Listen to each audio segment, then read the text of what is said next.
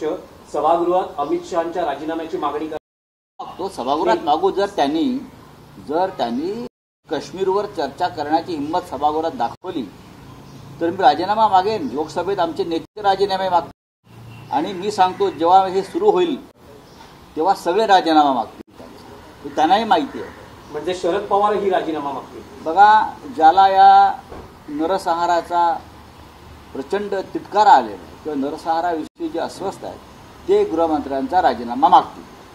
राऊतसाहेब, राहुल गांधींनी काँग्रेस पक्षाकडून चुकी मागितली आहे. विशेषतः जे पंजाबमधलं ब्लू स्टार ऑपरेशन आहे त्याबद्दल त्यांनी खेद व्यक्त करताना असं म्हटलंय की त्यावेळेस मी राजकारणात नव्हतो पण आता सगळ्या घटनांबद्दल मी माफी मागतो. नाही, राहुल गांधींची ती एक भूमिका कायम राहिली आहे. चुकांची माफी त्याच्यामध्ये काय अमित शहाने काय शिकायला पाहिजे. नरेंद्र मोदी यांनी या तरुण नेत्यापासून काही कबूल केला पाहिजे. पण आम्ही आहे लोक भावनांचा आदर केला. आज संपादकीयमध्ये तुम्ही म्हणताय की संजय शिरसाट म्हणतात ते मी नाही म्हणालो शकत बोलले. तुम्ही आता असं बोलत की ते देवेंद्र फडणवीसांना दुर्योधन म्हणू शकतात.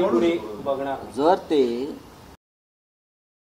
अजित पवारांना शकुनी म्हणतात त्यांची कामं होत नाही म्हणून, त्या सरकारचे मुख्यमंत्री कोण आहे? मिस्टर फडणवीस आहेत. उद्या हे फडणवीसांना दुर्योधन म्हणाला ओळखतो, त्यांची मानसिकता ओळखतो, सगळं अमित त्यांना ओळखतो. अजून अजितदादांनी यांना ओळखलेलं नाहीये.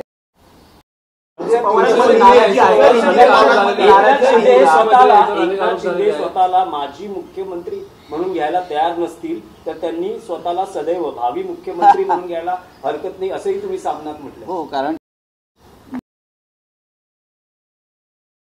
मुख्यमंत्री आम्ही गेलो नाही सोडून द्या, आमच्या सरकारचा कार्यक्रम होता आणि ते गेले. कारण याचा अर्थ ते स्वतःला माजी मुख्यमंत्री म्हणून त्यांनी स्वतःला स्वीकारलेलं नाही. आणि ते ताजे माजी मुख्यमंत्री आमचे तर जुने आहेत सगळे. आमचे माजी जुने आहेत, तिथं ताजे माजी मुख्यमंत्री आहेत. तर ताज्या माजी मुख्यमंत्र्यांनी जायला ते गेले नाहीत. याचा अर्थ फडणवीसांना मुख्यमंत्री मानायला तयार नाही, स्वतःला माजी मुख्यमंत्री मानायला तयार नाहीत. म्हणजे ते भावी मुख्यमंत्री आहेत. आता देवेंद्र फडणवीसांनी त्याच्यापासून सावध राहिलं पाहिजे. संजय शिरसाट यांनी असं म्हटलं की महाविकास आघाडीचं सरकार ज्यावेळेस होतं त्यावेळेसही अजित पवार हे अर्थमंत्री होते आणि निधी वाटपावरून जो अनुभव आम्हाला यायचा तोच आता आम्हाला महायुती सरकारमध्येही होतं. म्हणजे जशी निधी वाटपात जो दुजाभाव होता किंवा निधी त्यांना एक लक्षात घ्या, अजित पवार हे डेप्युटी सीएम आहेत, उपमुख्यमंत्री आहेत, अर्थमंत्री आहेत. मुख्यमंत्री देवेंद्र फडणवीस आहेत. देवेंद्र फडणवीस यांची या सूचना असल्याशिवाय अजित पवार हे करणार नाहीत. म्हणजे हा संघर्ष अजित पवार शिंदे गट विरुद्ध फडणवीस असा. मुख्यमंत्री हे सर्व आहे. मुख्यमंत्र्यांच्या आदेशाशिवाय सूचनेशिवाय अजित पवार ह्या लोकांचा असा बूच लावू शकत नाहीत, बांबू घालू शकत नाहीत. तो घातलेला आहे. म्हणजे देवेंद्र फडणवीस आणि त्यांचे वरचे नेते हे या पाठीशी आहेत सगळ्या. हळूहळू तुम्हाला कळेल. देवेंद्र फडणवीस हे काय फार सरळ राजकारणी नाही आहेत ना आमच्यासारखे. कृषी मंत्री एकच आहे, त्यात 3 महिन्यात चला हिंदी में बोलिए. ऑपरेशन ब्लू स्टार को लेकर राहुल गांधी का एक बड़ा बयान आया है. उन्होंने 84 में जो घटना हुई थी उसके लिए कांग्रेस की जो गलतियां हुई है उसको हम मानने के लिए उन्होंने हम राजनीति में नहीं करी. हालांकि गलतियां हुई है. राहुल गांधी जी एक साफ सुथरे दिल के राजनेता है. वो अपनी गलती मान लेते हैं.